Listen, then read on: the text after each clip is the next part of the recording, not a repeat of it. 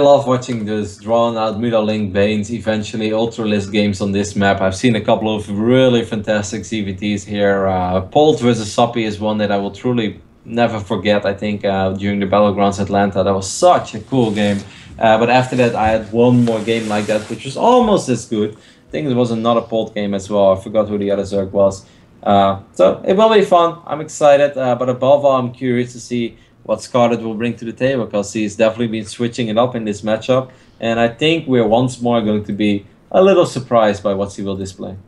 Well, we are in game now, and spawning down in the lower left-hand position, playing for Team Liquid, we've got the blue Terran player who won game number 1, looking to take this game and close out the series. We've got Bunny. And his opponent up to the top left, the red Zerg, playing for Team Acer, coming back in that second game, staying on NA, so maybe has a slight latency advantage here. It's Scarlett. How did you do the coin flip? Is that like, did you go to some website, coin flip or something? My admin did it, so I don't know if he actually physically got a coin. I have this thing where if I ever have to do a coin flip, even in online tournaments or in any of the show matches I do, I actually have to physically flip a coin. I don't trust the websites to do it. Don't ask me why. I know it's completely irrational, but I just have to do a physical coin. Do you know that a coin flip is not completely 50%? I did. Yeah. It's something ridiculous though, isn't it? It's like 99 point something percent.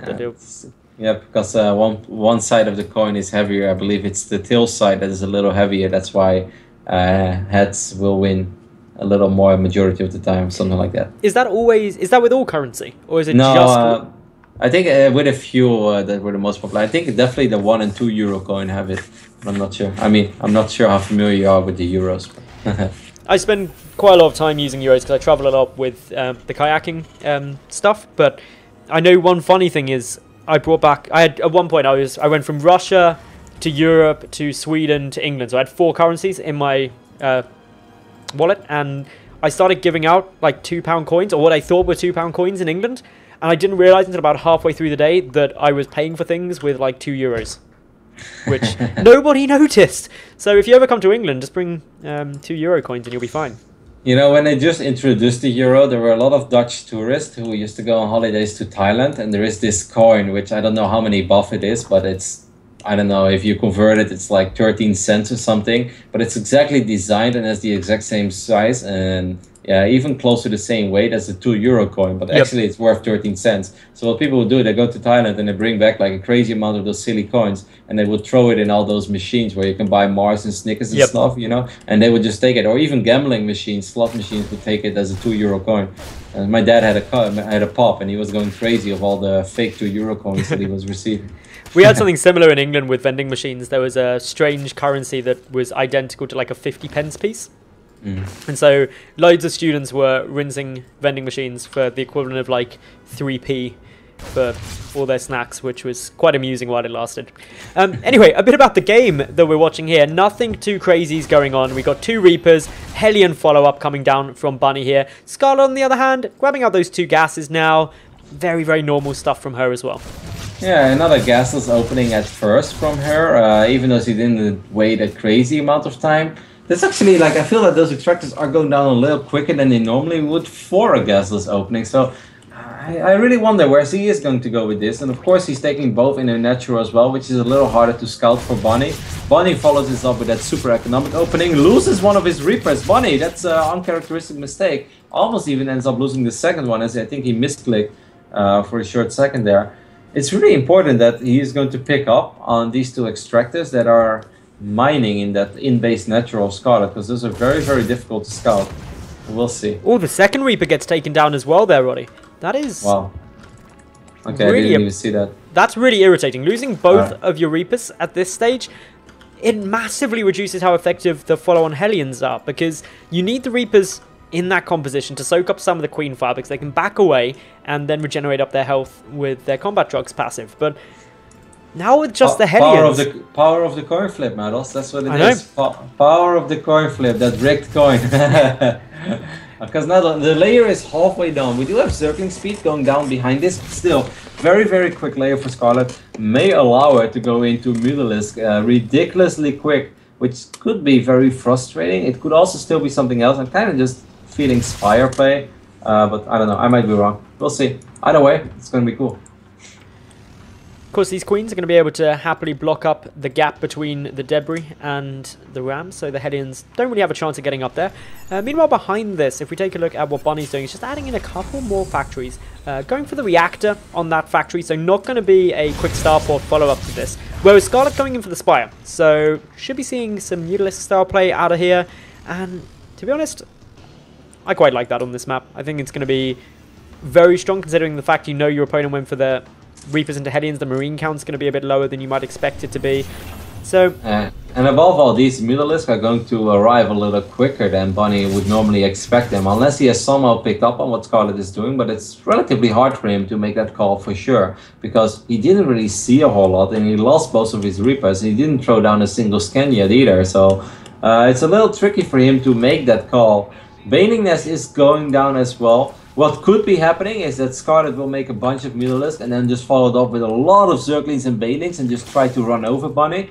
Because these Mutalisks this early on can definitely slow Bunny down. As Bunny already had a slow opening, you know, very economic, but that means very slow. And also double eBay. At least he got Rex number 2 and 3 before Engineering Bay number 1 and 2. But there's definitely opportunities for Scarlett in this game. Spire just about to finish on up. If we look at Scarlett's gas, she's got enough to produce 8, nearly 9 Mutalisks. Also good look to get the +1 down if she so chooses. Baning Nest also finishing up here as well. And if we look at, in terms of the response Bunny's got, there's 10 Marines out on the field at the moment, but he is producing 5 at a time. And that's going to really help him. The only thing he's lacking is any medevacs. Only 2 coming out now, so that's often a nice little target for Mutaflox early on, is to try and pick off the odd medevac, keep that count low. And they don't really have much to do to knock that number down to 0. It seems like Bunny is truly inspired by Bomber's play, as he still did not throw down a single scan, and he never really got anything into the main base after that Reaper, which is a little remarkable. Not a single missile turret yet either in the natural off Bunny, and here come those Mutalisks that just show up a little quicker than you normally expect them. That is the power of dropping 2 extractors at the 5-minute mark and going up to layer before even getting Zergling speed. This is a little painful for Bunny already. 9 SCVs, 10 SCVs going down to these first 6-7 Mutalisks. That's a great opening for Scarlett. And that's actually done a lot of damage to Bunny. 10 workers is going to really give him quite a hit straight off here. But Scarlett isn't massively up in her own economy. She's pumping out a huge number of speedlings. A lot of banelings morphing on through. Only down at 53 drones. Yeah. So looking to get very aggressive very quickly. I mean, I'm feeling kind of proud now, because that's sort of what I expected, and it's sort of what I mentioned roughly 2 minutes ago. This is a really cool play, and this can definitely work. It's like those Mutalisks did a good job in slowing Bunny down, and Bunny already had a slow opening. He does have quite a few Marines though, and of course there is no creep here, so he could still split his units properly. But maybe if the Zerglings can get us around, there are a few Hellbats in the mix. This definitely has to do a lot of damage / win the game. Ooh, she's using a lot of her Banelings on those Hellbats. That could be a mistake, but perhaps he just has too much. There's just a lot of Zerg here at the moment. A huge number of the Marines are taken down, but as you said, many of the Banelings eliminated on the Hellbats. More morphing through here. Scarlett looking to continue this on. Good production coming out from Bunny throughout this, but army supplies-wise, 55 to 26 in favor of Scarlett right now. Yeah, this is like semi all-in. At least it's all-in that has to do a lot of damage. He's making drones behind this, so he's not going super stubborn with this. Here come the Banelings. Look at that one bunker, by the way. That's Fort Knox, man. You're not going to break that bunker very easily, but the missile turret will be broken and more SCVs will fall. But let's not underestimate how big an investment this truly was for Scarlett. She made nothing but Zerglings and Banelings for the longest amount of time. Her evolution chambers are super late. She's droning up now again behind this, but yes, she has done a lot of damage, but she still needs to do more than this. But she still has a lot of units, so it's possible. Moving now towards that third base. A lot more Banelings heading down towards those SCVs. That should take pretty much everything down. 6 more workers killed. Does reduce the number of Banelings there. The Marines get picked up. Good control by Bunny. The Widowmine is taken out, but not before it had triggered. Scarlett should be able to pick off this third orbital, or at least force it away. Yeah, force it away is one thing. Picking it off, that would be massive, and I'm not sure if it's going to be that easy. The Banelings actually did break into Fort Knox, so I guess anything is possible if you truly believe in it. But picking up that orbital would have been very hard for her, because he just didn't have that many Mutalisks. And if you start putting all your damage output on that, then obviously the Marines will have free reign over the rest, and SC will just end up losing a lot of units. But a lot of mining time has been lost for Bunny. A lot of SCVs have gone down throughout the entire game. 25 SCVs have died. Still though, he does have a massive upgrade advantage, and that is something that's pretty crucial in this matchup. Those upgrades helping, as are the missile turrets up by the natural base. A nice little thought by Scarlett there to try and move into the natural to pick off a few more workers, but thwarted in that plan by the static defense. Creep spread just really starting to ramp up now by Scarlett. So many active creep tumors spreading across the map, as well as trying to grab that 4th base. But economically, she's taken... Oh, she's only just really getting to the stage where she's in a good economic spot. Lost so much ground just for going to all that aggression. And if we look at this army moving across for Bunny right now, it's very formidable. Army. Yep. 55 Marines against only 9 Banelings now. A few more Banelings are on the way though. Scarlett, of course, would love to keep this 4th base alive, but it's going to be very difficult, especially because Bunny is choosing the angle where there is no creep. And getting Banelings close to these Marines of Bunny, if there's no creep helping you, is going to get very difficult. Scarlett a little bit indecisive as well, if she wants to attack that army or not. In the end, she will end up losing that 4th base. And I love how you pointed it out, Metals. It looks like Scarlett is in a fantastic economic position. You know, you look at the working count and you see 81 drones against 49 SPs. Wow, that's amazing. But that only happened in the last 2 to 2.5 minutes in this game. So it's very, very deceiving and doesn't really represent the true state of the game and even the economic state of this game. The Mutalisks again trying to get a little bit of damage down, but this is good missile turret coverage. Upgrades are currently 2-2 up against 0-0, although 1-1 soon to kick in for Scarlett, but an upgrade lead is still present for Bunny, which is really helping him here.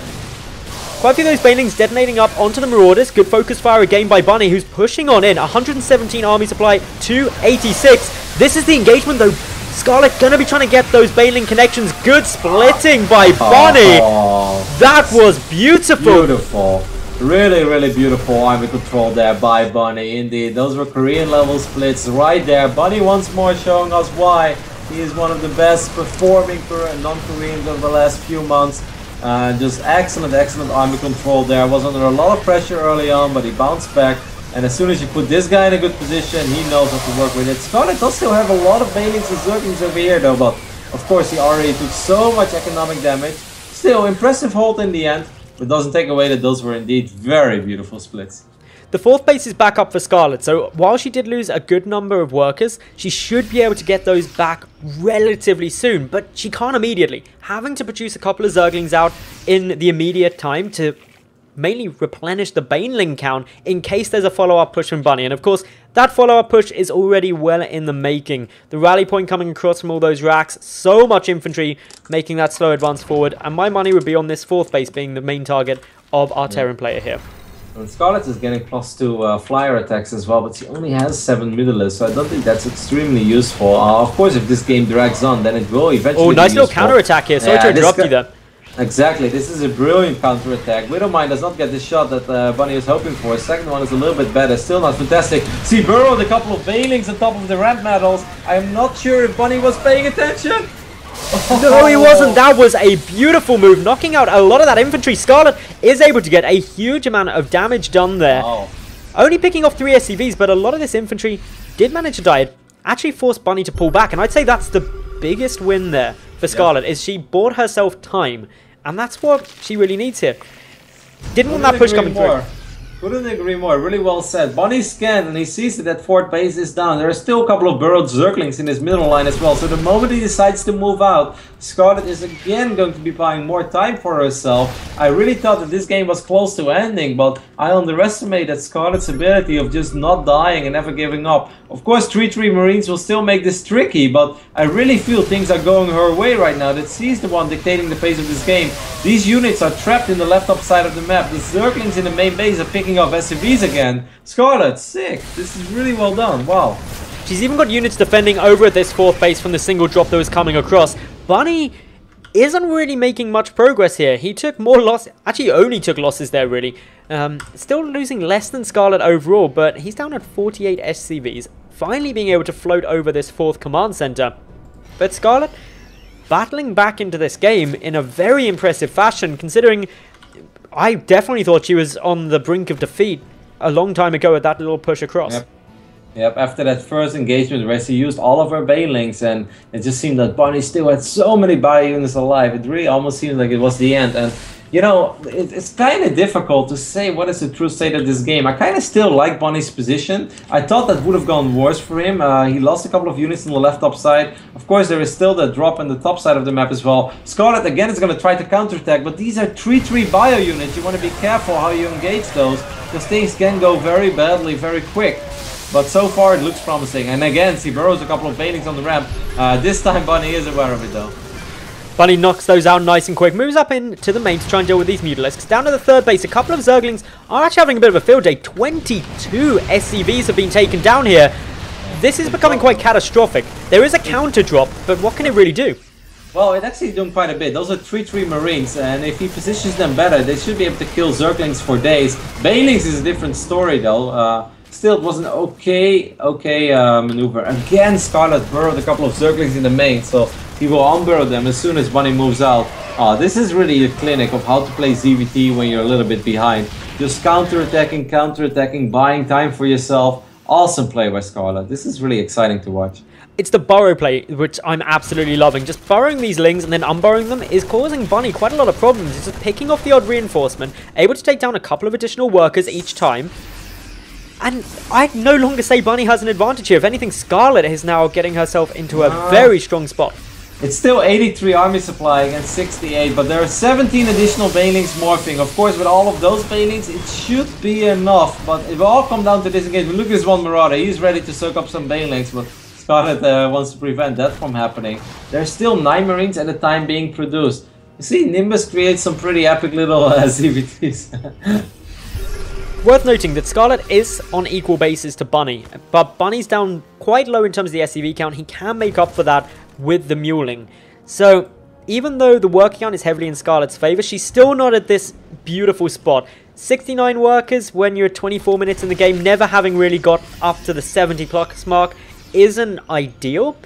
Only a single missile turret at that fourth base of Bunny, and that missile turret is going to die almost immediately. So Bunny is going to lose even more SCVs, and that's definitely becoming painful. Even though he doesn't need that many right now, as you can only mine off 2 bases anyway, but you don't really want to drop in your low 30s. Then it just, that's where it gets a little too risky. These Mutalisks are going to continue on harassing. There's a good group of Marines here. A drop being attempted by Bunny at the moment. However, Scarlett is way on top of that. Should go straight towards the natural base actually. Where are the Mutalisks? Mutalisks were all the way on the other side of the map. They're making their way over, but maybe a few drones could die over here, maybe a queen. The Spire would be a great pickup, but I don't think that Bunny's going to be able to do that. But might get a Mutalisk or 2 over here, maybe even 3. 2, 3, 4. Okay, that was a very successful drop. Picking off 4 Mutalisks like that. Simultaneously, we've also got Bunny pushing through the center, just trying to clear out some of this creep spread, which Scarlett is doing a fantastic job of spreading across the map. Do have a nice little bit of positioning here. The banelings are going to come rolling through. Oh, that really hurts. So many banelings. And the splits are good, but there's just too many. GG. And Scarlett is going to take this series 2-1.